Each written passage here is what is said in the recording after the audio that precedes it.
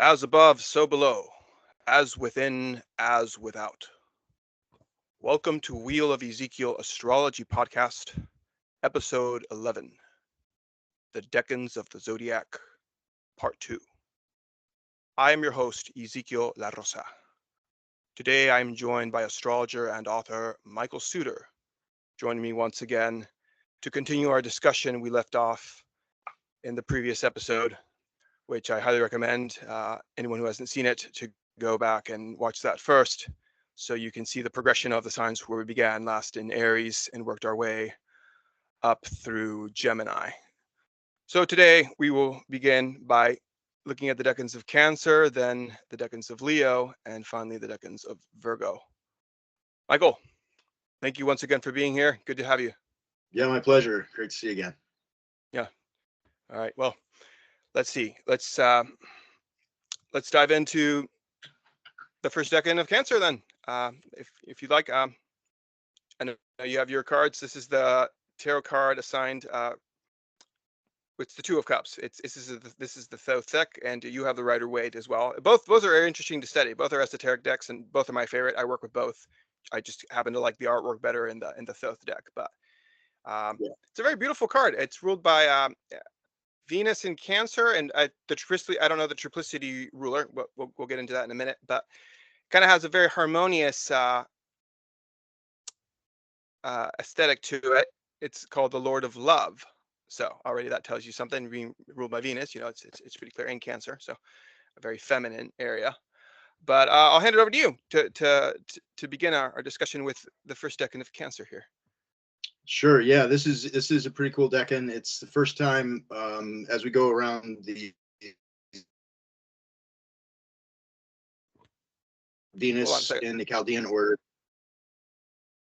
It's cutting out. 1 second. Say that again. If you repeat that. Okay, let's see. Sure. Okay. So yeah, this is a pretty cool decan. It's got a combination of rulers that we haven't seen yet in our trip around the Zodiac. This is, as you mentioned, this is the I've got a issue here. This is ruled by Venus according to the Chaldean order, and it is ruled by the moon according to triplicity. So we've got the two goddesses together for the first time. As you mentioned, it's a lot of the esoteric, the tarot cards. They often use some sort of image of love. There's if you look at the Rider-Waite, you've got let's see if I can choose here.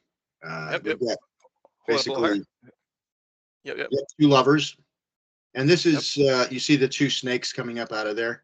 That's sort of the general idea of this decan is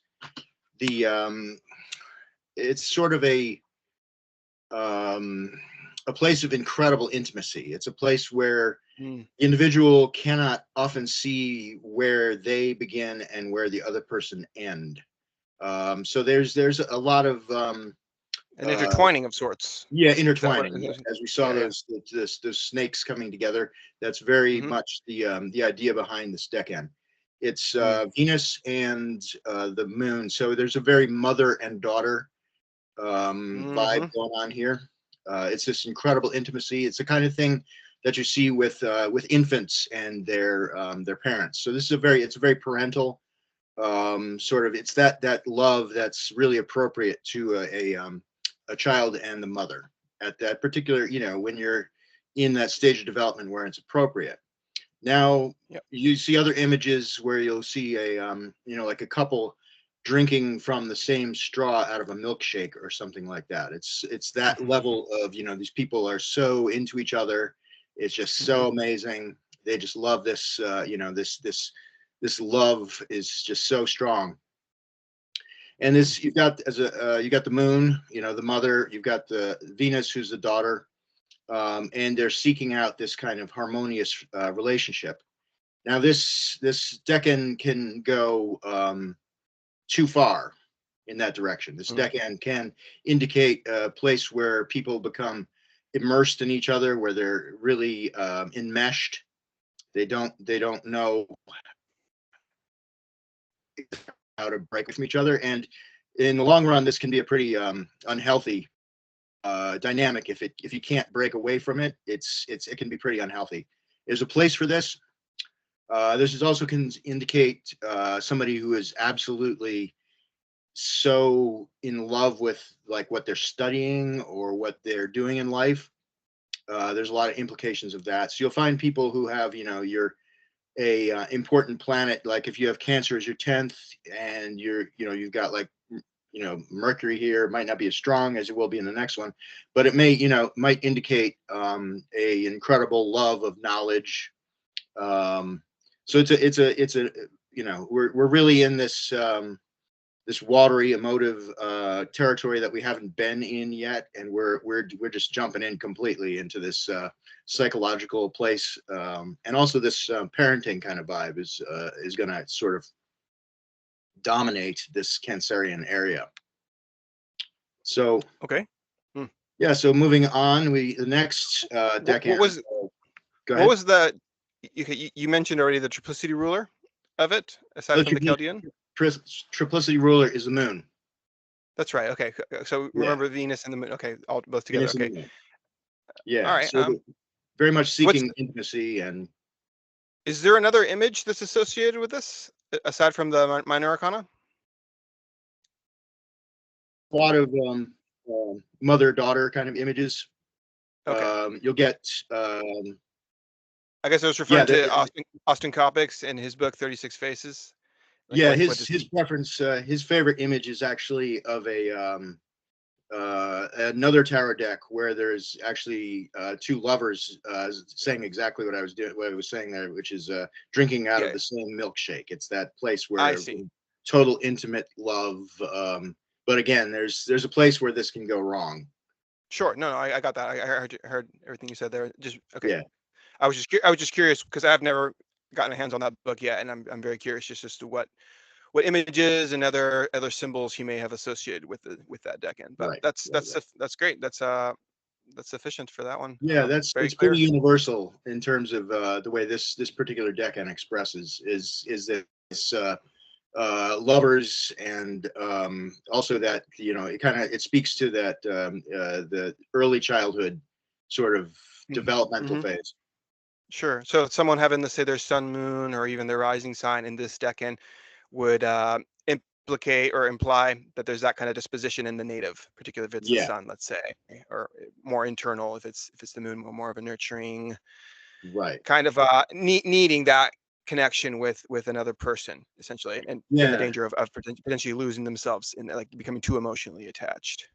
Right. And if you see difficult planets, what you'll often see is the opposite, where people cannot get into a place of that total, there's suspicion. If somebody has Saturn here, you might find that person can't get into this place, or has some sort of trauma around getting into that real enmeshed state with other people or with something in their life. They can't get there. They're kind of blocked from being able to, and because this is a great decan in a lot of ways for beginning relationships, but again, it's a place you can't stay there forever. You gotta move through this phase.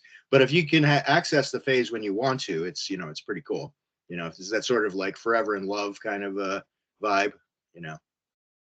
Yeah, great. Yeah, not a bad thing. So there's so many permutations to how that could go. I mean, even if you were let's say casting not a natal chart, but let's say a chart that's like more mundane, like maybe for a wedding or something like that, that could be a good decan to maybe have on one of the angles. Exactly. Potentially. Yeah. If you put that on a different application, put it in the 10th. Yeah, absolutely. And when you have it is going to manifest a little differently if you have the moon there versus if you have Venus there. They both, but the parental side of it might be more reflected if you have the moon there, and the more not the parental side, but in more maternal, because I guess maybe I've heard Jupiter also is very representative of the parents, and one you can see it in, Sorry, I cut out there. I don't know if it. Okay. I didn't quite hear everything you said there because it kept cutting, but I think I got the gist of it. Essentially, you said the moon is more of the parental aspect. Yeah, Um, that's and correct. then I was Yeah. saying something to the effect of Jupiter as well, could be representing the parents, and being that Jupiter is exalted in Cancer as well. There's that maybe more of the teacher side of the parent, like the parent being like the first teacher that's instructing a child and Yep. nurturing in that kind of way, in a more masculine way, maybe. Yep. Kind Yep. of like a father Absolutely. figure. Right. All right, cool. I Absolutely. mean, you could go through all the planets and look at all that, but of course that's going to be affected by other aspects and other placements in the chart as well. So just as a Right. general point of reference, it's just good to look at that, all those different Precisely. aspects. But okay, cool. That's great for the first decan. If you want to move on to the second decan of Cancer. Yep, absolutely. So the second decan is also a very interesting decan because it is ruled by Mars, according to the triplicity, and by Mercury. Right, by So, Chaldean descent. yeah, by the Chaldean descending order. Mm-hmm. This is a decan that is, you've got a fallen planet in rule here, so you've got some potential Mm-hmm. problems going on. In its best Mm-hmm. manifestation, this um, decan is going to look like a place where it's very safe to be intimate, to have a close relationship, that is protected. It's this place where we're not letting anybody in that's not sort of in our inner circle. Mars represents that sort of force that's patrolling this area and keeping out the Mm-hmm. things that we don't want. Like the Um, perimeter, like guarding the yeah, perimeter, exactly. essentially, You've right? got Mm-hmm. Mars patrolling the perimeter, and then you've got Mm-hmm. Mercury there who wants to have a deep conversation, a deep emotional Mm-hmm. conversation with somebody. So this is decan could be described as, you know, if you were to be going to the pub or something, and you're meeting with close friends, and people are leaning in, and they're just, having a really great time talking in a special, like, very protected place. Mm-hmm. That's the vibe of this. Austin Coppock describes it as the walled garden. That is the Mm. image, where it's a garden where things are going to grow, but it's got to be protected. It's got to be. You can't let the pests in. You can't let the wolves in, and Mm-hmm. you've got to maintain the perimeters of this protected place of intimacy.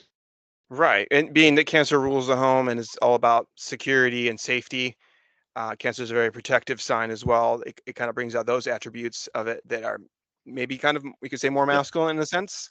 Um, Another thing I note, because right. it's corresponds to the Three of Cups as opposed to the Yep. two that had to do more with intimacy between two lovers, two people. Three kind of implies the group now, maybe a little bit more of a dynamic. What I mean, a little bit more, it's an expanded dynamic now to not just involving Right. two people, but a third person coming to join an actual conversation in where there's more of like a round table discussion, maybe you could say, of some sense. Yeah. And three is a creative number, right? Because from one and two, you get three. So mother, father, child.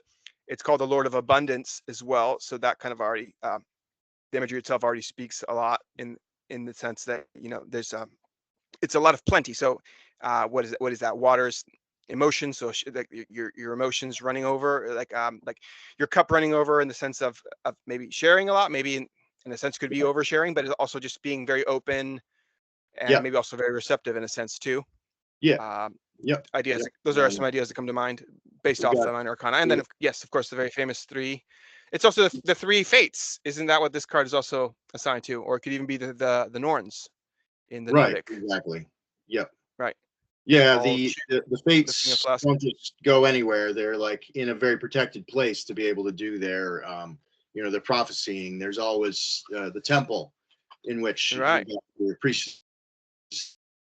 Or the garden too, which is the Mars here sort of priest. represents those forces that keep other things at bay to allow that special place to be accessed. And there is sort of this inebriation sort of idea here that comes up again, as I Hmm. mentioned. It's this special place where people could, they're so incredibly intimate. They're like getting drunk, or Hmm. using the tachyon in order to get to that space where the liminal space where they can have the the prophecies, they can have the visions, they can like get to that place of and again, that's Mercury, because you've got Mercury is one of these psychopomps. You know, he's the character who goes between worlds, and he's got an escort there with Mars to help him get from one world to the other.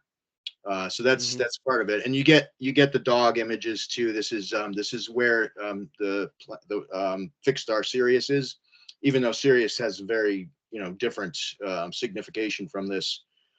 Still, you get the dog. You get the dog image from this. Again, that's Mercury. So yeah, it's a very interesting place. If you have difficult planets here, you can also find that the opposite starts to happen, where you've got some difficulties getting into trusting people, difficulties getting into that place, or feeling like you can't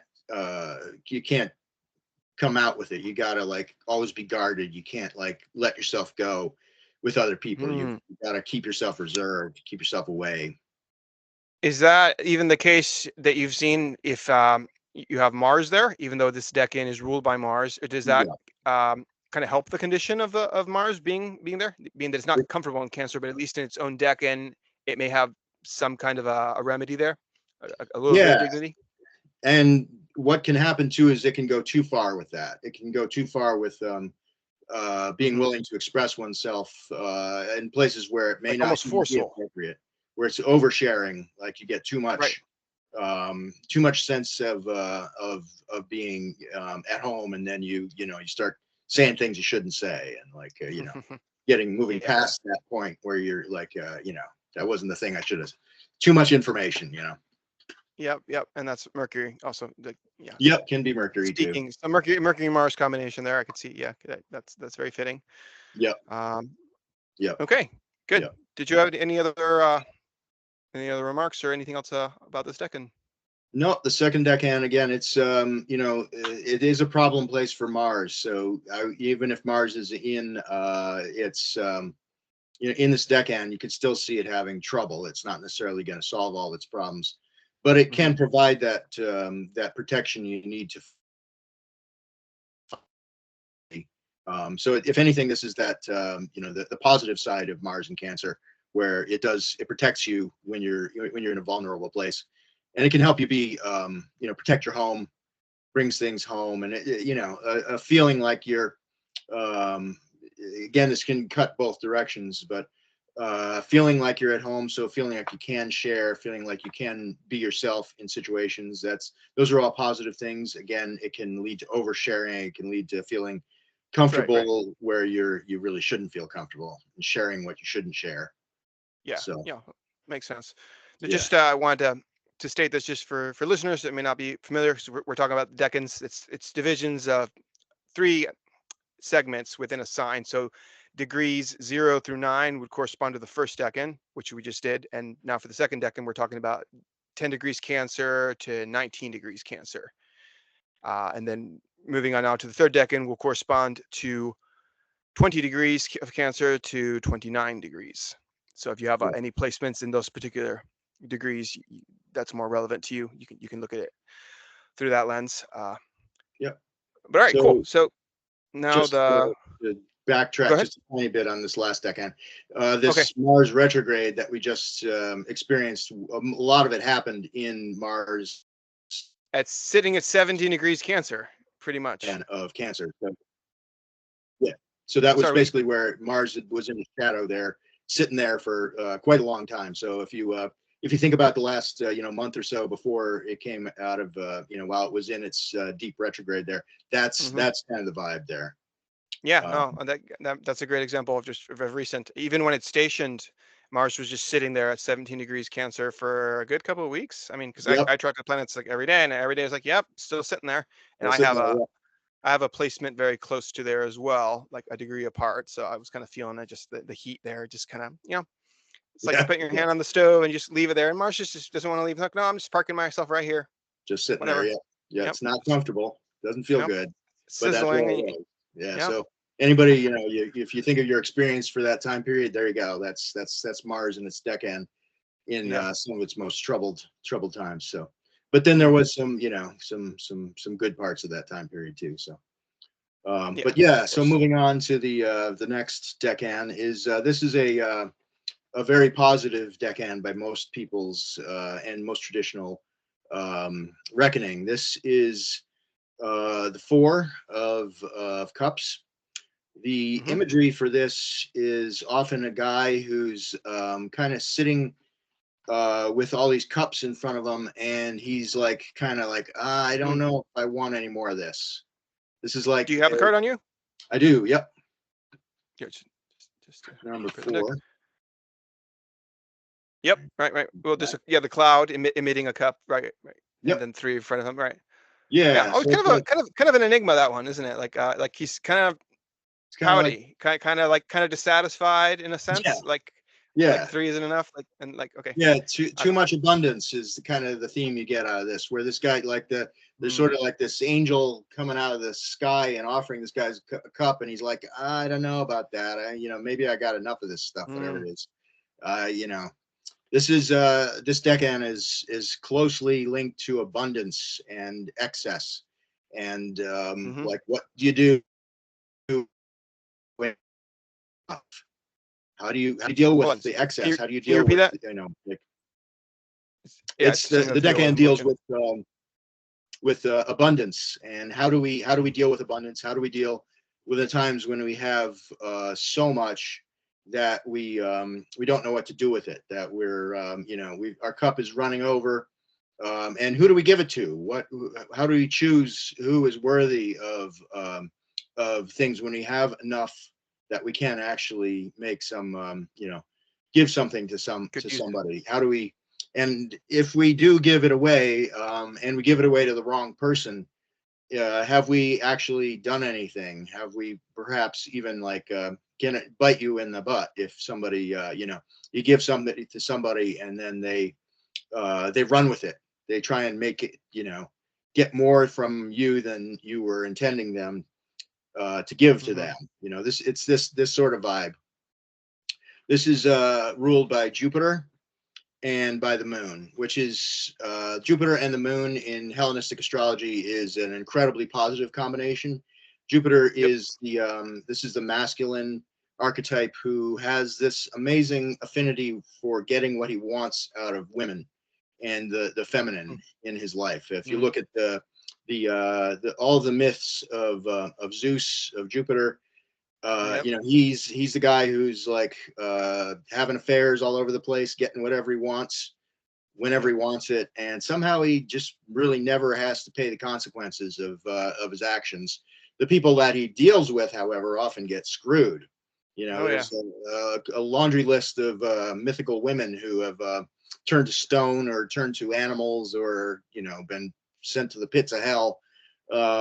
So there are warning signs around this decan that if you it's also can be like, should I take that gift? Look at who's it's coming from. Am I being reasonable about this, or might there be strings attached? Might there be things about this that I should think twice before accepting somebody else's excess or abundance?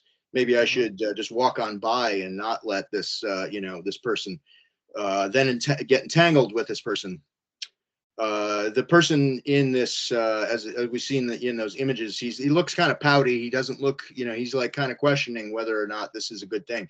That doesn't necessarily mean, this person's a jerk. It may mean that, No. like, wait a minute, maybe I don't need this. Taking a step back, it's like too much of a good thing ceases to be a good thing after a bit. I mean, it is called the Lord of Luxury in the Thoth deck, and I believe also it's the title Lord of luxury. the deck that Rider Waite as well. So luxury, what does luxury mean? It means, you have much more than you need. You're luxurious, so you have more than just the basics to get by and to live well. You're just kind of left with this excess amount of resources that it's going to go to waste, as you're saying, unless you can find a way to put it to proper use. Right. And then, so the triplicity ruler is Jupiter, and then the Chaldean ruler is the moon for this Is one. the moon, exactly. Okay. Yeah. Yep. And that's, as I said, that's a great combination. This it's on the surface, this decan is just it's often, if you have one of those planets there, it can mean that you got a lot of money and you got a lot of something. Like having Jupiter there, for instance, that yeah, could be also excess in a good sense, and also maybe in a not so good sense. yeah, Like that could be maybe more expressive of the excess of that decan.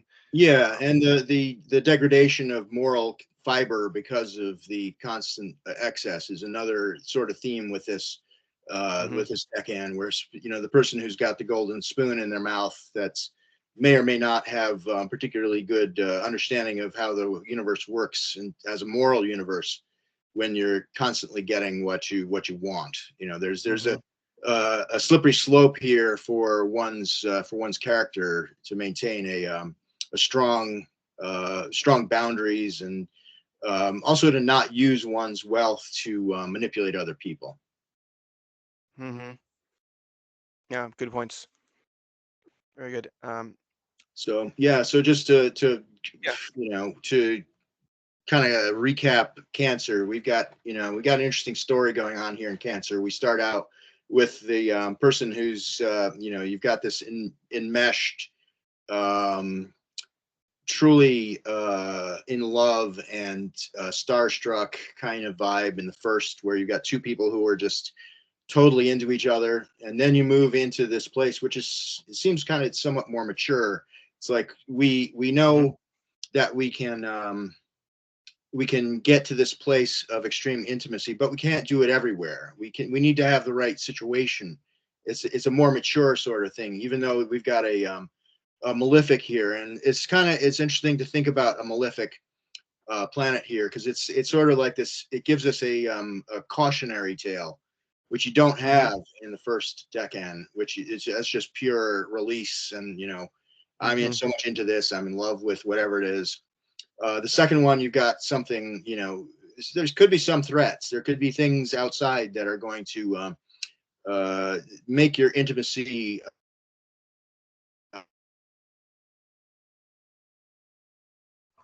situation. You need to keep yourself safe. You need to keep your friend group or whatever it is small, or within a certain parameter. So you can't trust everybody. That's kind of your part of the message of the second. Now the third, you move into this place where you've got you've followed the rules here. You've got you're only sharing properly, but you've achieved. You've got your wealth, and now what do you do with it? Now, what are the problems that are going to come up when you've got too much of a good thing? The goddess, of course, the moon rules this sign, so there's going to be questions of stuff, like things, like and it is water, so it's going to have to do with one's emotional state. So it's a pretty interesting story that the Cancer decans tell us. Yeah, that was great.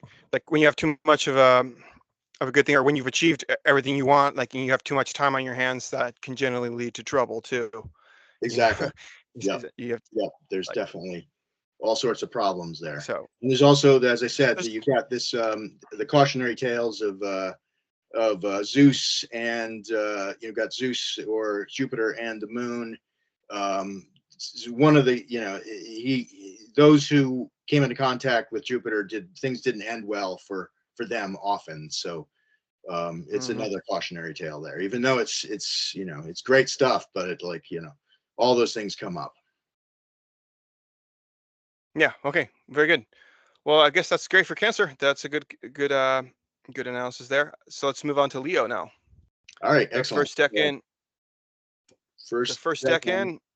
Here's the card. It's the 5 of Wands. Now we've transitioned from water to fire. So the 5 of Wands is called the Lord of Strife. And the Chaldean ruler, the Chaldean ruler is Saturn, which is, the antithesis of the sun. So that's definitely already a clash right there you're seeing. And, the imagery and even the title itself already tells you a lot. Strife. Yes.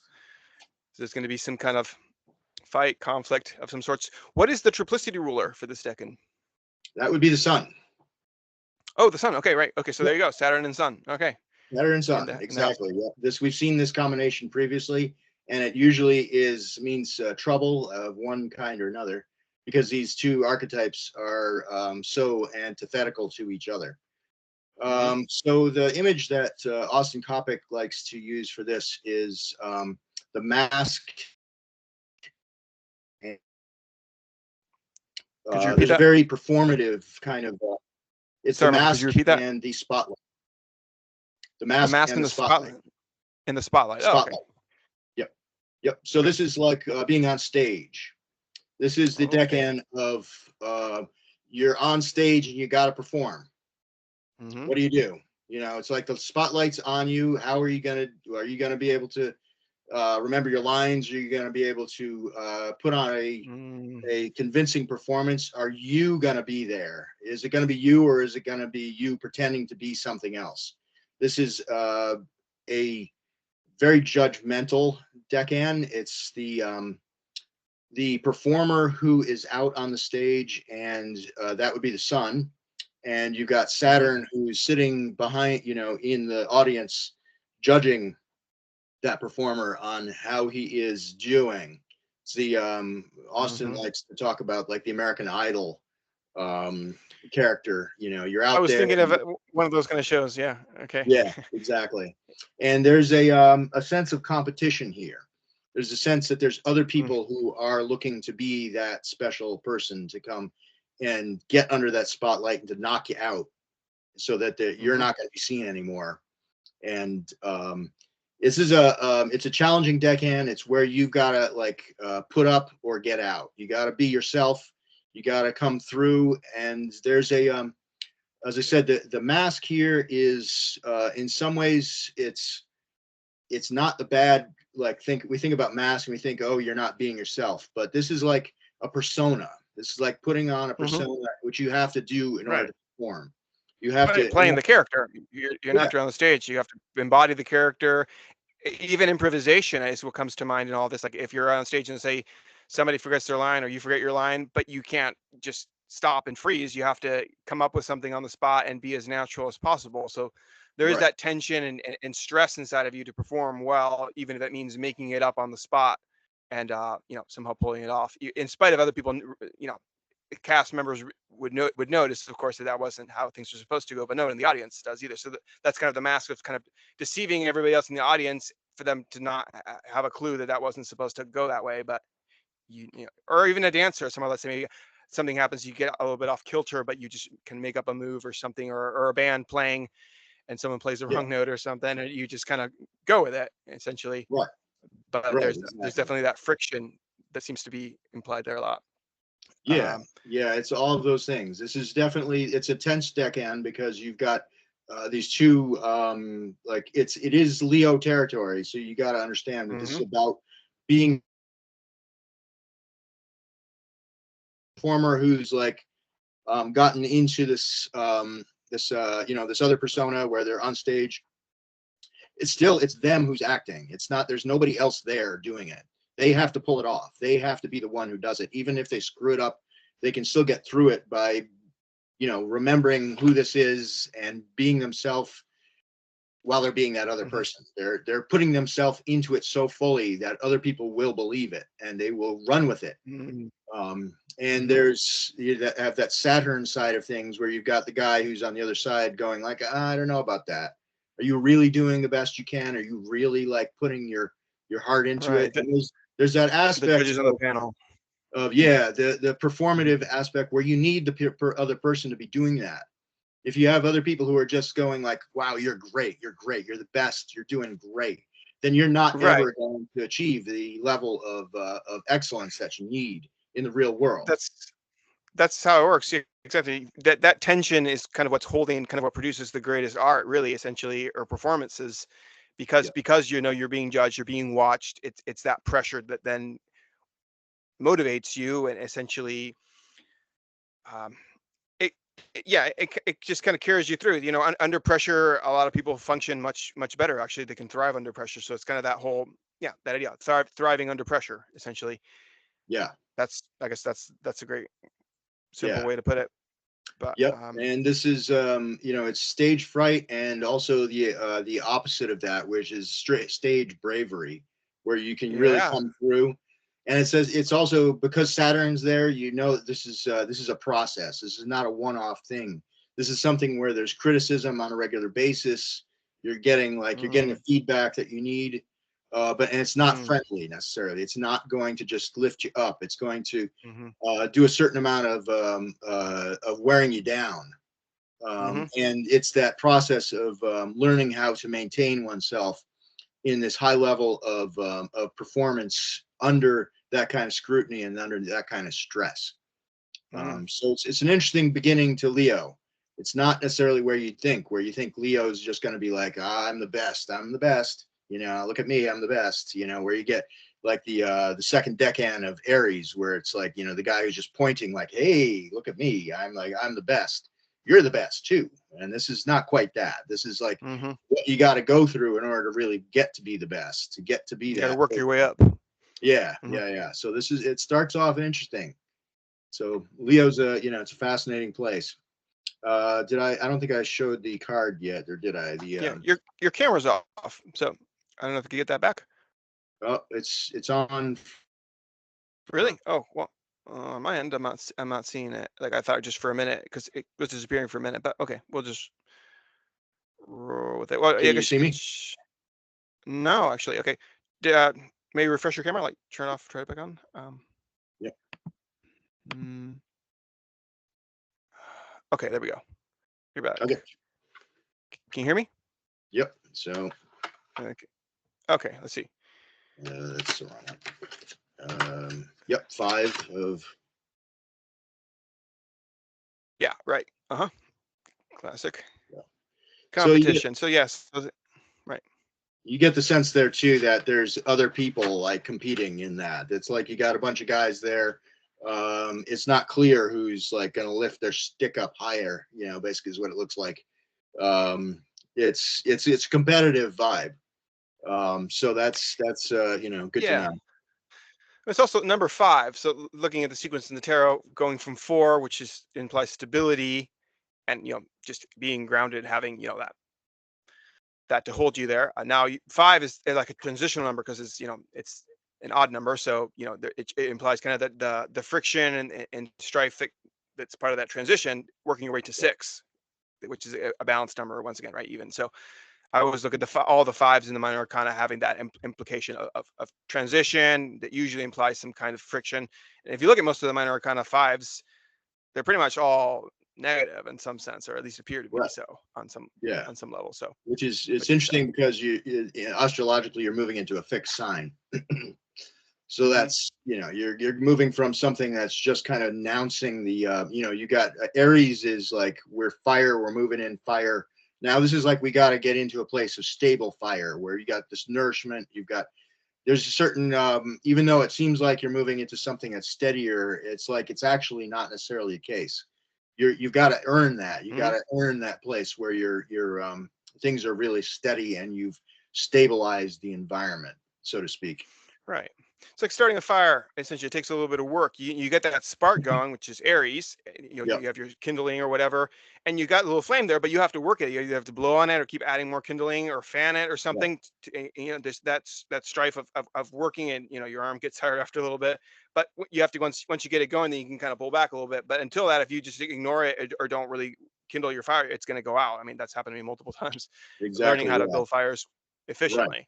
Yeah, you got to learn how to aerate it and give it enough. Exactly. Air, not learn too much have enough air. Yeah. Not too packed in. Yeah, exactly. Stack your wood the right way. All those details. So it's all the work, the performance, I guess you could say, part of it. Yeah. Right. Well, anyways, not to overkill that analogy, but yeah. Okay. Cool. That's a great description of that. Any more thoughts on the first decan, or ready for the second decan now? Yeah, let's move to the second decan because it's a very a fascinating story that unfolds with each one kind of exactly. Yeah, each one kind of the cards and the imagery all are telling a story as much as, you know, the decan symbolism. So this is the 6 of Wands, Lord of Victory is what it's called here, which the Chaldean ruler is Jupiter. So Jupiter and Leo.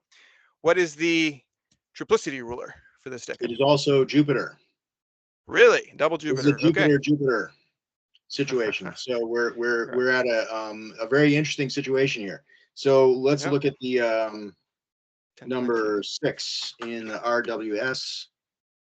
Yep, the right. So Aha. we got a guy on a horse, and he's got a crown of laurels on top of his stick there.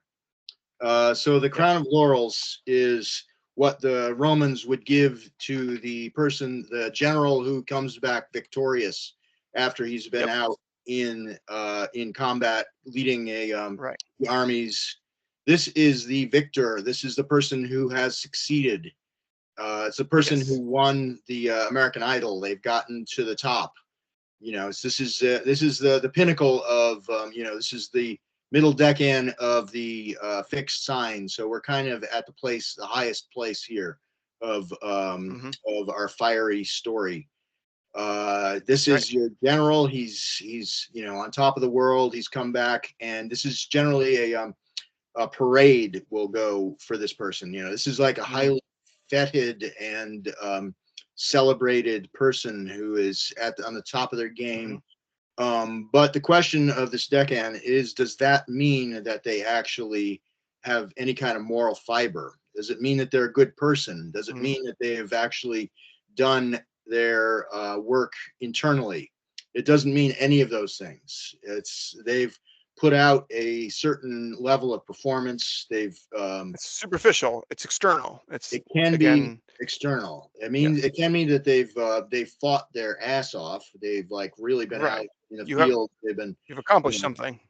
Yep, they're swinging that sword. They've been on stage. They've been doing their and they clawed their way through it. They kicked ass. They did it. They did it. But like, who is this person really? That's our question here. This is a person, again, just like we saw with the Jupiter decan of Cancer. We've got somebody who's, in that case, it was it's like fame. This is about acclaim and having showed oneself under the spotlight. But who is this person really, and can you really trust this person for having been out there? Because like sometimes the people who have gotten to the top have not necessarily done it through ethical means. We need to question these things about a person. We need to look at their character and look at the things they say very closely when they've gotten to this point, because there's a tendency to have celebrity worship, which we know quite well in our society right now. Go like crazy for a celebrity, be like, look at them and think, wow, they must have something to say, when all that comes out of their mouth is propaganda that's been put there by the people who basically whom they hoard themselves out. What were they willing to do to get to the top? Because that's the thing, that it doesn't imply morality. Jupiter does rule morals, but this in a negative sense could be kind of having a just lack of moral.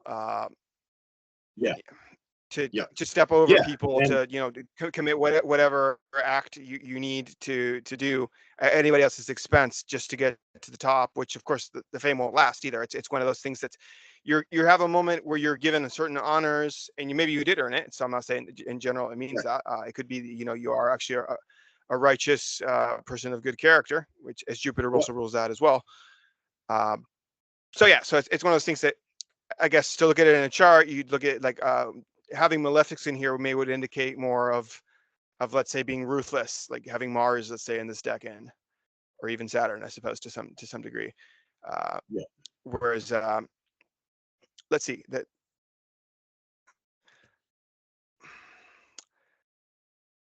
Jupiter.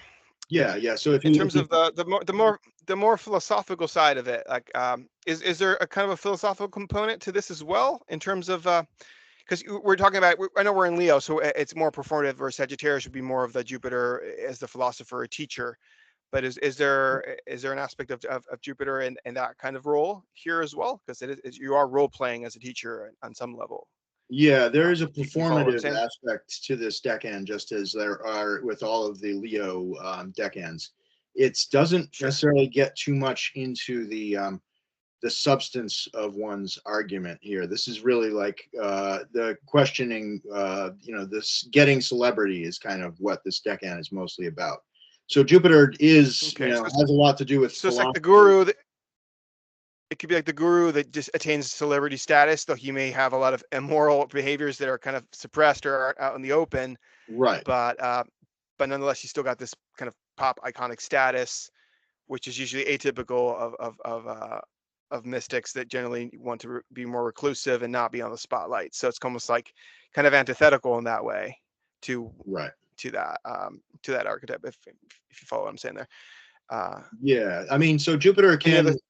there can be not so good ideology and philosophy that follows Jupiter too. Jupiter doesn't necessarily mean actual like moral fiber.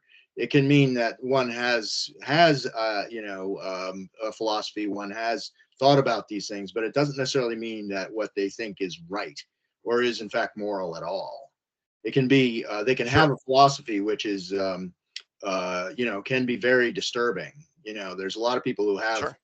who espouse philosophies that are, when you look at them, they're kind of horrifying. Oh yeah, and they're very successful, but and then they gain Jupiter is traction. I mean, look. as much Jupiter is the patron of You those there? people too, of the guru who is irresponsible and abusive of his power.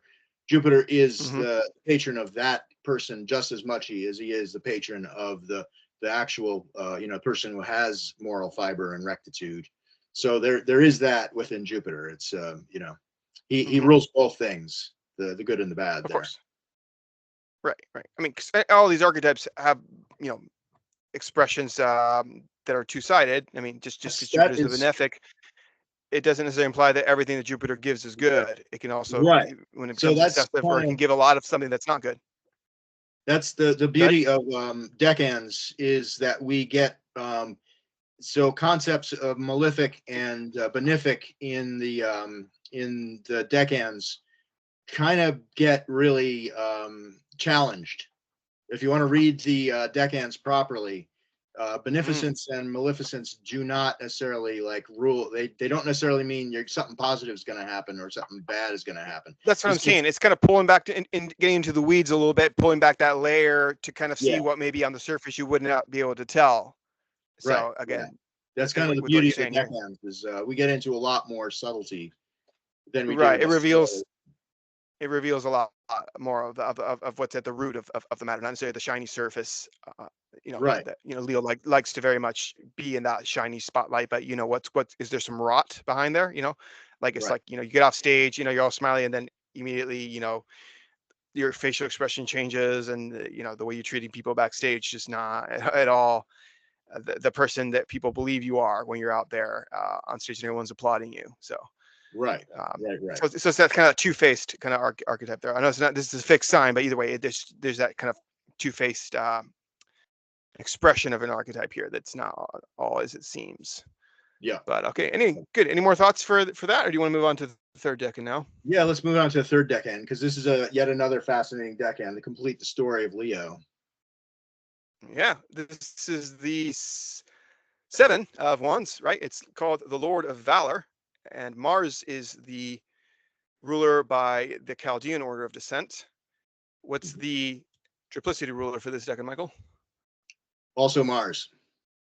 Okay, so it's double Mars again. Okay, interesting. Double Okay. Mars. Yep. Hmm. Yep. It's a very All fascinating right. place. So this is one of the, again, this is a really, really, really interesting place in Leo, because we got Mars. The card for this in the RWS. This one is sort of a little less harder to read than some of the other ones, because it just seems to be like Mm-hmm. a guy standing there with a stick. He's looks But he's like got the higher ground. He's in a defensive position. So it's he's in a the defensive. idea of valor is being outnumbered but still putting up a fight. Is kind of what I mean. Right. So it's very in that sense, the Mars really comes through in that.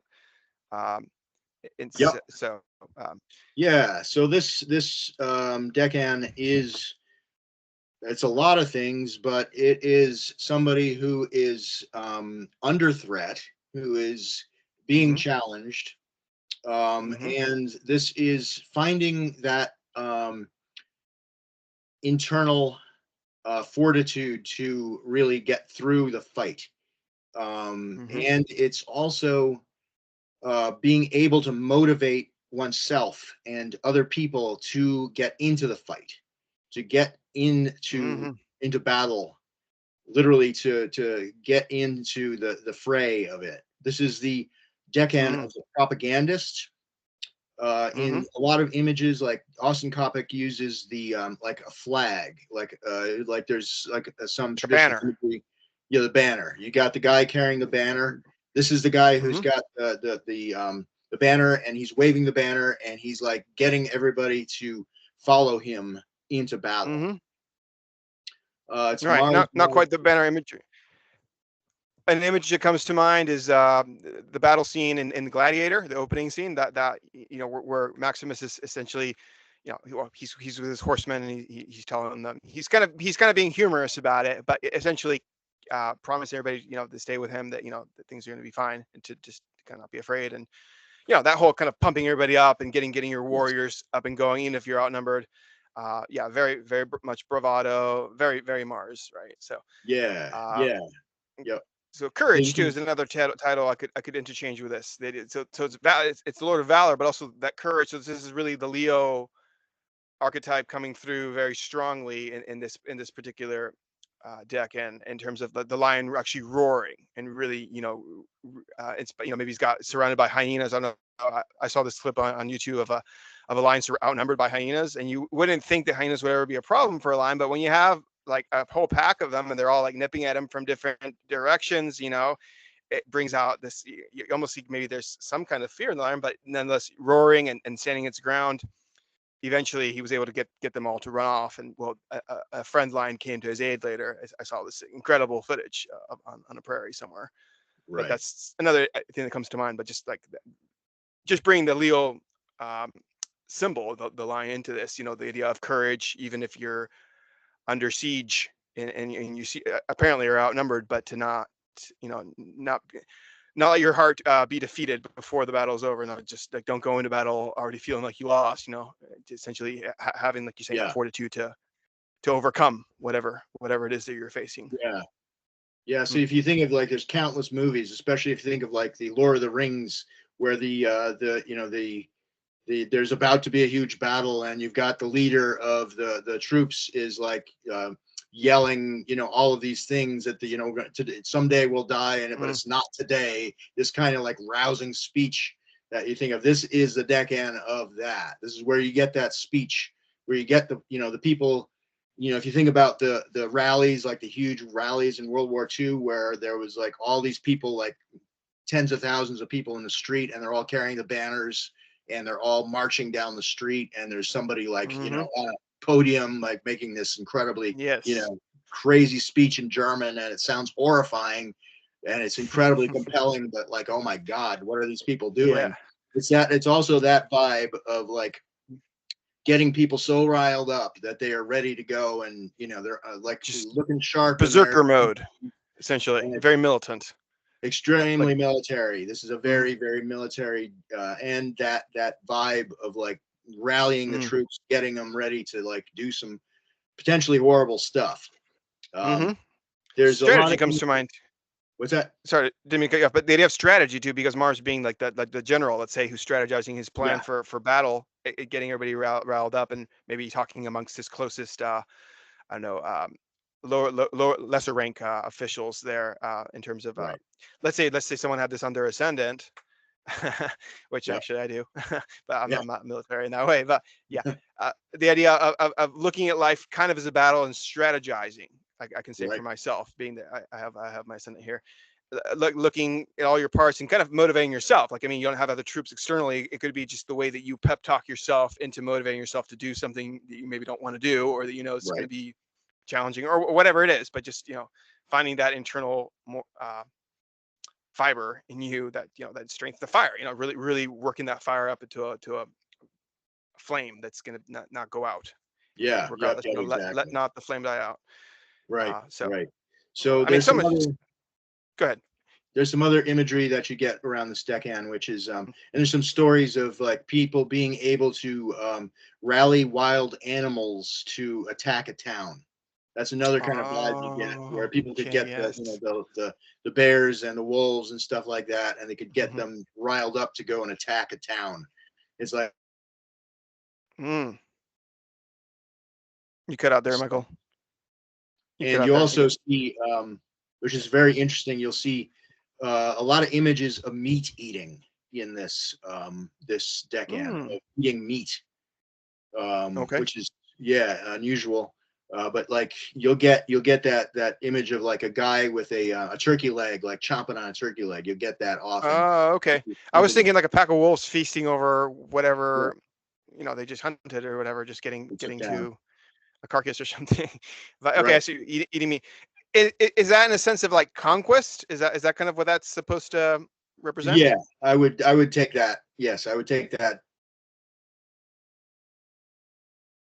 You cut out, You're Michael. like you're basically you've taken down your opponent and you're gnawing on his leg, something like that.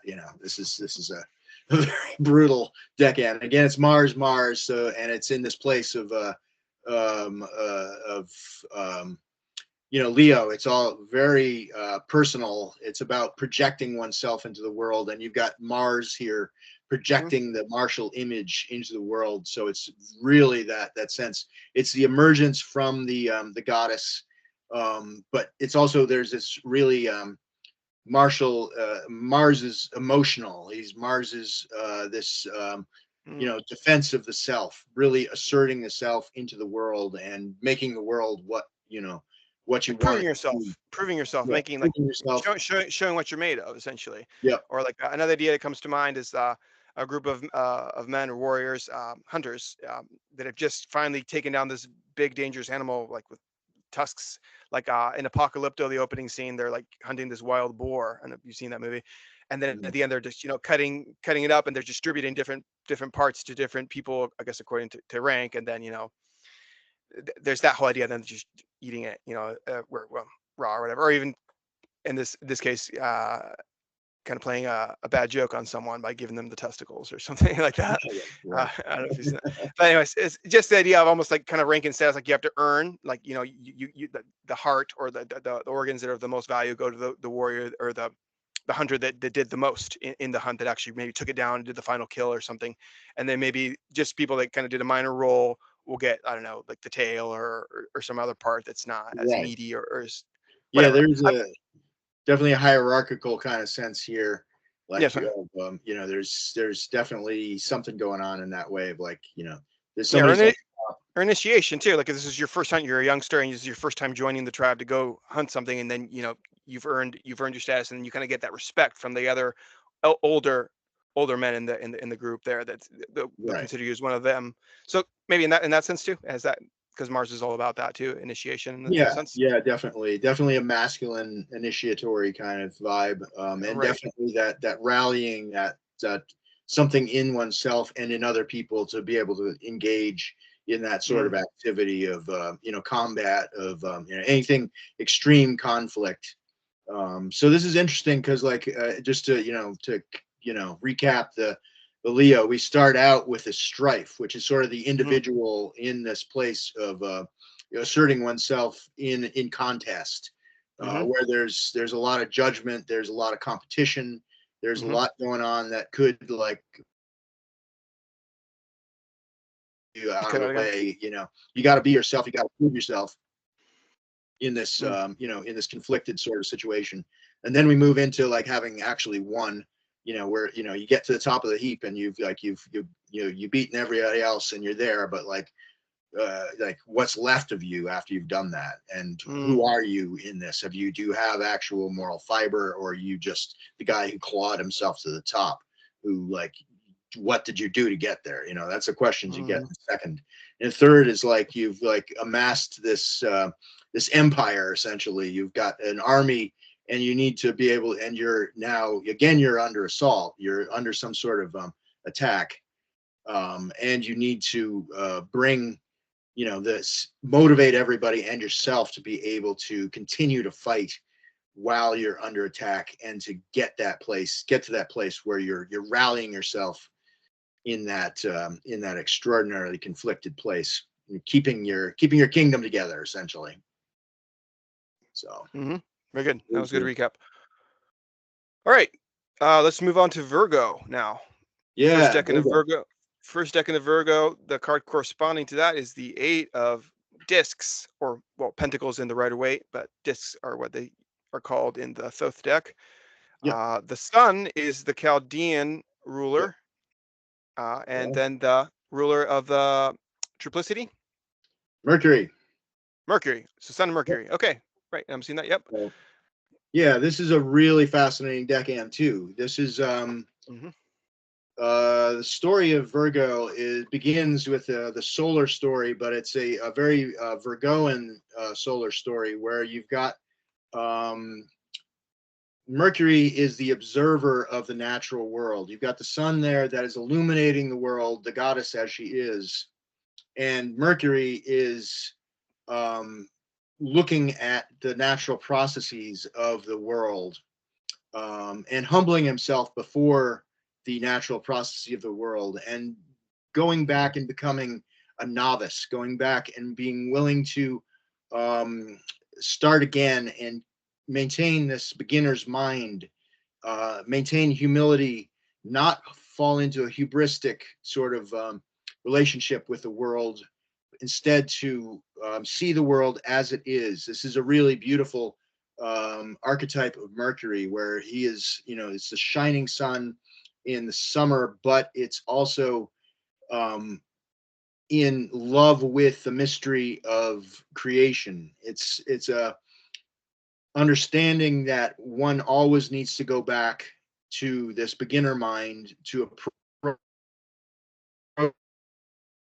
life Could you repeat that? Sorry, it cut out. I didn't hear what you said. and to approach life and the natural processes and remain humble before them and always be observing and do not put too Mm, much of yourself into that, to always mm, be not, and I won't say selfless, but to be, like not like in putting too much of you into the situation where you're mm, absorbing what's truly out there and not this is a sciencey kind of thing where you're observing nature as it is. mm-hmm. Again, More this objectively. yeah, Hmm. objectively, and Hmm. with Mercury. this sort of beginner's mind, the card for the RWS, it shows that guy who's like sitting there and he's chiseling out these pentacles. This is a person who is of like advanced age, but he's going back and he's doing this craft as a beginner and learning, humbling himself before this art. That's one of So is the idea these. of What's starting that? over? Is that kind of the idea? You said Starting going over? back. So is the idea that even though you're like of advanced age and maybe had some experience, you're putting yourself in a position to be taught or to learn something brand new Yes. as Yeah. a beginner. So the Yep. idea of Exactly. beginning is kind of here. Okay. Yep. So even if you've been doing something for a very long time, to maintain that sense of awe, of observation, not being hubristic, not Hmm. being the person who is injecting too much of himself. So one Hmm. example that Austin uses for this is like if you um, if you have a plant and you're trying to get that plant to grow, if you water it like every day and you're not paying attention to it, you Every day. realize that you're drowning the thing, and then you wind up doing damage to this thing. But while you think you're doing the right thing, but you're not observing, you're not like watching what's really happening. Your Hmm. ideas of what's supposed to happen are actually causing harm. So in this Hmm. decade, you can get, if you have bad planets here, you can get, excuse me, it's like somebody that is interfering too much in the natural processes, not watching, not observing, but putting their preconceived notions of what they think is supposed to happen into a situation versus being willing to back off and watch very carefully every day, all the time, what's really happening. This is a really beautiful Right. deck. It's a great story, and I think this is in many ways the archetype of Mercury in one of his highest places, where really this is the scientist. It's the Mercury, like really paying attention to what's going on. It's the artisan, the craftsman who's like really trying to just maintain that high level of attention to detail. So it's a really, Mhm. this is a really cool decan, and I really, if you want to understand Mercury, this decan is really kind of one of the best places to see Mercury shining in the solar kind of Mhm. light. Sure, sure. Interesting. Um, it's also the transition of the season because now we're in a mutable sign at this point Yes. too. So maybe talk a little bit about that, like the idea of transitioning into the harvest now. So essentially, Right. your Mercury at this point, you've talked about this before, is kind of gathering up, kind of tallying everything up, and kind of seeing what's the end result from all everything that was planted. Now you have to make the best of it and preserve it all so it can get to market in pristine condition. Like this Right. is this kind of the beginning of that kind of observing what things need to be um, I don't know, adjusted and on some level maybe rather than just thinking everything's fine, but looking for the problems, looking at the fine details of what potentially could be wrong, like really finally Yeah. inspecting things too. Is that kind of quality to Yeah, it too? I know we're gonna that's a general see. Virgo trait, but Yeah, we're going to see more of that in the next decan. Is actually where that starts to like really. There is that here for sure because that is Virgo. The other thing we hmm need to like start thinking about is like going back to Taurus, going back to the last Earth sign, and seeing this hmm decan as being a continuity, a continuation of what happened in all of the decans sure. of Taurus. Similar to Aries than to Leo, like yeah, you have to look at Exactly. elements in Yep. this way. Yeah, interesting. One Yeah. other thing I wanted to say, just, this title of the Eight of Pentacles or Discs is also the Lord of Prudence. So the idea of prudence kind of implies caution and implies not being reckless. It implies Right. maybe also being reserved, like not overdoing it, like not overspending, let's say, or just I don't know, knowing when to call it good when and not not overdo Yeah. Yeah. whatever we're talking about here. But uh, I always look at it like that. Also, it's a card that seems to Right. imply a lot of hard work and being Yeah. skilled, The, a lot of skill. Right, absolutely. Yeah, again, That's the RWS, you've got the guy who's there like carving out these pentacles, making the perfect pentacles. It's there's mhm, very much a craftsman sort of vibe here. It's being on yes. top of your artistic game. But this hmm is also not. We're not at Venus yet. We got a couple of Venus oriented decans showing up next. This sort of announces the Virgoan vibe. It is, as you said, it's the completion of the summer season. It's the completion of the fertile year. So things are about to hmm start trailing off here. We're in harvest season. So it's like all of our hard work that we've done over these times is starting to pay off or not potentially. hmm Just the vibe of this particular decan is this sort of science oriented, like observing the natural world as it is, seeing what you've been left through for the season, and doing, not like over projecting, like being like, Yeah.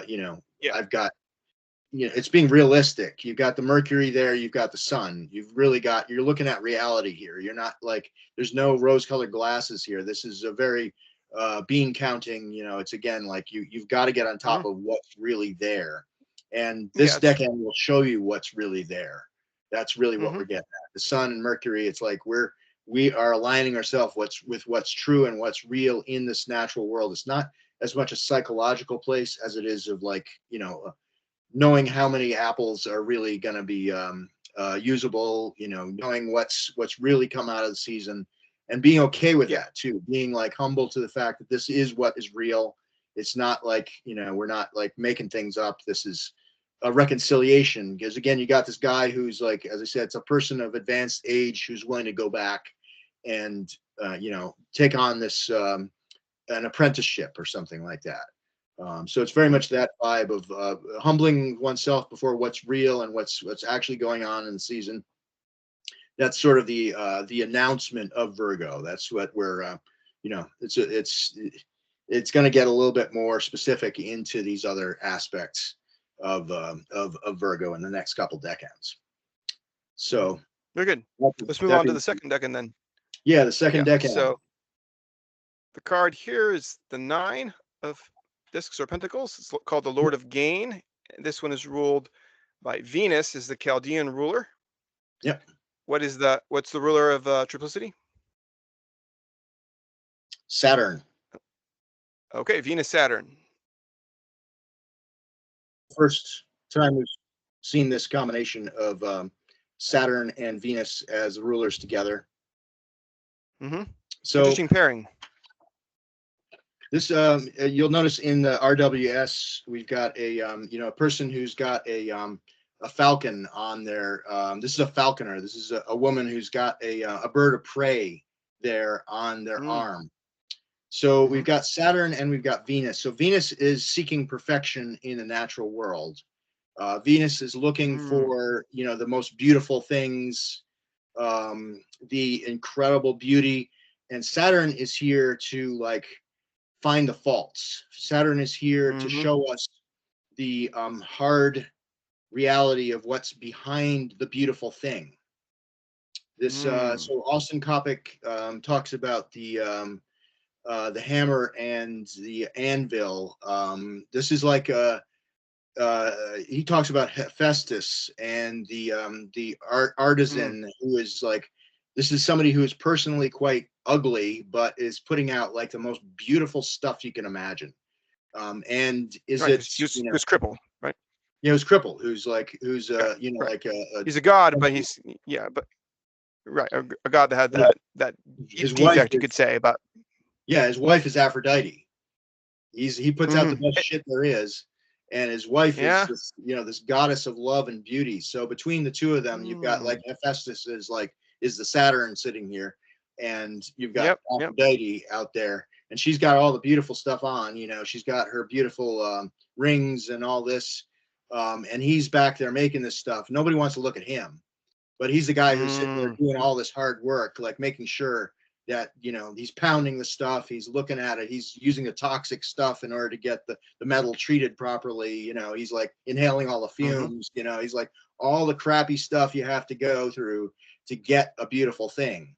So this decan is like reminding us of all the hell you have to go through, all of the suffering, potentially the difficulty, the looking at it, like throwing it out if it's not good enough, having that eye for beauty that you have to have in order to exceed in art. So again, like the RWS, you've got this woman who's holding a falcon on her arm, and this falcon is like got a hood on it, and the hood is there because they starve the falcon, and when that falcon is let go on the crops, that falcon is going to go and eat every last slug. It's going to go and eat everything. He's going to like go get rid of all the chipmunks and all the squirrels. He's going to eat all those things. He's going to get rid of them. He's the one who's going to find all those faults, all those things that's going to have, to fail, or to, is going to take the stuff away from you. That falcon is going to do that work for you, but you got to starve that falcon. Basically, you got to have that falcon ready and hungry. And if you let it go when you don't want it to, that thing's going to go do a murder rampage in your garden when you don't want it to. So you got to know what you're doing and when you're doing it. So you have the beautiful woman there and the falcon. So that falcon is Saturn, and that woman is, your Aphrodite, who's with her charms is able to motivate that person to do that hard work to get her the really beautiful stuff, to get her the things she wants. So you've got Beauty and the Beast here. You got the, all the ugliness of the work and all of this that goes into making something beautiful, and then the beautiful thing itself.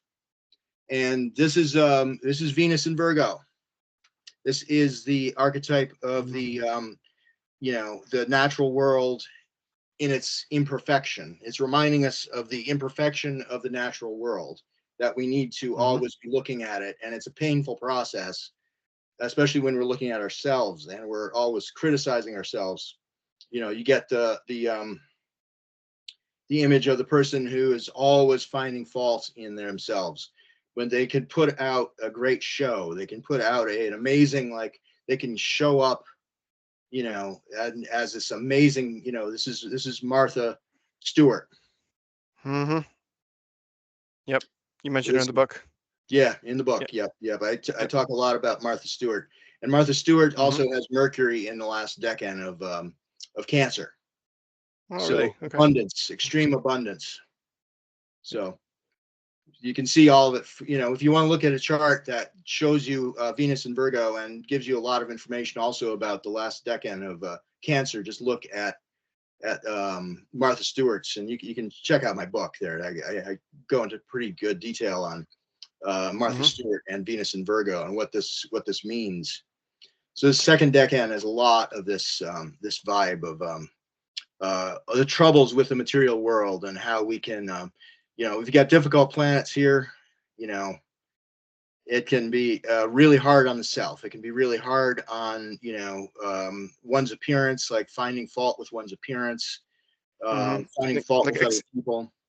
Accentuating already the Virgoing tendencies for criticism, either of other people or of oneself. Yeah, especially with the artistic sense.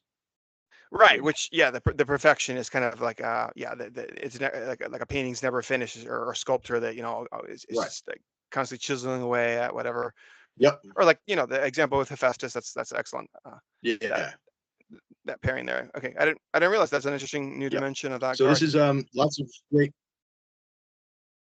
Yeah, it's a really fascinating territory of Virgo, and if you like the person that I like to look at here is Martha Stewart.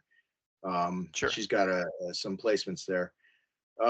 So we can move into the last decan now. Yes, the third decan of Virgo. Here's the card for the Thoth deck. It's Mercury is the ruler in the Chaldean order. It's called also the Lord of Wealth. Lord of Wealth. 10. You kind of you're kind of at the end of the line here. Yep. In terms of the RWS. Yep. This is a really interesting card too. There's a lot going on here. So a lot of the traditional, so you have dogs here again. This is interesting. This card has the dogs, and it's got like an old man who's looking at a young couple. And so this is the pretty universal in terms of like traditional signification. Traditionally, the image of this, you'll see a dead guy. It's almost universally a dead person laid out, and you'll often see a person who's like embalming or taking care of this deceased person. Like it's usually thought, this is like a person of high standing that is being prepared for another image you get for this decan. Yeah, a funeral, but specifically prepared for the funeral. It's like getting the body ready for the next life. So this is about legacies. This is about what do we leave for the people who are coming, after us. As I said, in the RWS card, we've got an old guy who's looking at a young couple who maybe his family, maybe he's like trying to, plan for their future, to give them something, while the dogs are there. And the dogs are, these dogs are typically, they patrol graveyards. Dogs are a common symbol for death. And another image you get is like a woman who is like who thinks very highly of herself, and she's sitting in prayer, and she's like clearly like a holy person, and she's got her hands are pressed together. But if you look closely at her hands are leprous. Her hands are like literally falling apart. So it's an interesting image of like all life eventually ends. It's universally about death, and no amount of piousness, no amount of like holiness is going to get you out of that final arrangement that's coming for you at some point. So this is a really fascinating decan. It's about legacies. It's about Mercury in Venus again. So Venus is the body here. Venus is the material world, and Mercury is looking beyond the body. Venus is also a legacy of wealth, and Mercury is like planning for that wealth. This is planning for those who come after us. So this decan is also the very end of the summer season. So we're here at the River Styx. We're here at this place where we're about to pass into the underworld. We've got Persephone about to pass into the underworld and be taken, where she, of course, becomes the queen of the underworld. But she has to fall first. She has to come into a finality of the fertile year that ends. and there's great abundance at the end, but you can't take it with you. It's all going. And the next part of the journey is going to be a spiritual journey, a journey past this lifetime. And this is all in this decan. It's very rich decan, full of warning, but it's also it's a reminder that we have to steward the natural world in a way that those who come after us will benefit. We need to be thinking about people who are coming next, our inheritors, those who come after us. We've got to be able to like take care of, in this case, Venus represents that world which we're passing on to them. Are we going to pass them on a world that is in a shit show, or is it, we're going to pass them a world that is well planned out and well ordered, where we have done the thinking, we have planned our estate, so to speak, that we can pass on material things and not just pass on some, ideas about what we think the world should be. That's important too, to give people a good legacy of a well-conceived world. But in this decan, we're looking at the wealth of knowledge as much as material things. Yeah, exactly, both. So Mercury there is that knowledge, that ordered world, the a world view that is going to not cripple people in if you pass on a world in which people, a world view in which people think they are the victim, in which they think they can get whatever they want from other people, that they don't have to work, that they're not responsible. Yeah, or just an indoctrinated, let's say, version of life, even if you give them. Sorry, I didn't mean to interrupt you there. What's that? It just kind of cut out. So the sound was just cutting out, and I was just trying to say something. I didn't realize you were still saying something. Okay. So yeah, okay. Well, so just to recap, maybe just real quick, let's recap the rulers of each, because I think that's just interesting to just as a reminder for everyone to be able to study these. The rulers of each of the decans. So this last one was Mercury by the Chaldean order of descent, and then triplicity is Venus.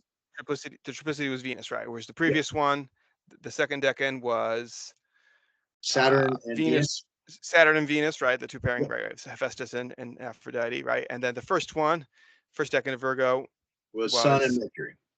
Sun and Mercury. Okay, cool. Interesting pairings in all of these. Yep. Okay. Yeah. So Venus, you got a pretty heavy Venus presence in these decans, and it's fascinating again because this is a fallen planet here, and these decans tell you a lot about why Venus falls and what's really what that's all about. And as I say, in my book, it's all about Venus and Virgo, and I think this is one of these places where you really get a lot of information about what the zodiac is really about. This particularly gives you, a real look behind the curtain of what's really going on in the whole zodiac. So right, even why the whole scheme of rulerships is what it is, and that's why why the modern one really doesn't really work, because it throws off a lot of this very elegant structure that's already embedded in the zodiac. So yeah, for anyone who hasn't read Michael's book, I would highly recommend anyone to get a hold of a copy. He's got a digital copy, I think you can get for Kindle, and then also the physical copy. Both are great, and the artwork in there is also very, very, very fitting, phenomenal. I thought, all original. Well, any final remarks? Yeah, I think that's pretty good for today. I think we just went through the summer season. Next we'll go through the fall, and so we're going to be, you got to keep thinking about these as continuities between a triplicity. Again, we moved from Aries into Leo, and we start to see the story of fire as it unfolds, and we also got to see how the story of Earth unfolded, right, from Taurus to the Virgo. Air starts to unfold, and so it's the whole thing. If people want to listen to this, the show, hopefully they'll check out the whole thing and get to see how this this gives you so much more information about how the zodiac really works. I love the decans. I think they're incredibly informative. So yeah, so I'm happy to be able to Yeah. Well, thank you very much, give Michael. people more information about this. Oh yeah, for sure. My pleasure.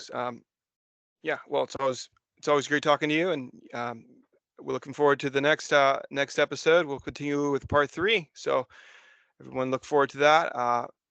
In probably a few weeks' time, we'll see. But let's get through Mercury retrograde so that we can have hopefully a better connection next time. But I think that went pretty smoothly, regardless of a few minor interruptions. But awesome. Anyway, all that said, thank you very much again for today, for your time. Thank you. Check out his Substack, everyone, too. If anyone has anyone that's new to this, Michael has a wonderful Substack where he publishes articles on new moons, full moons, and then other things as well. He's got quite a catalog, so you can learn a lot from him. I certainly have. I really enjoy reading your Substack, Michael. So thank you. Just highly recommend it there. And well, yes. So I guess we'll call this an end now. Thank you, everyone, for listening to Wheel of Ezekiel Astrology Podcast. As above, so below, as within, as without.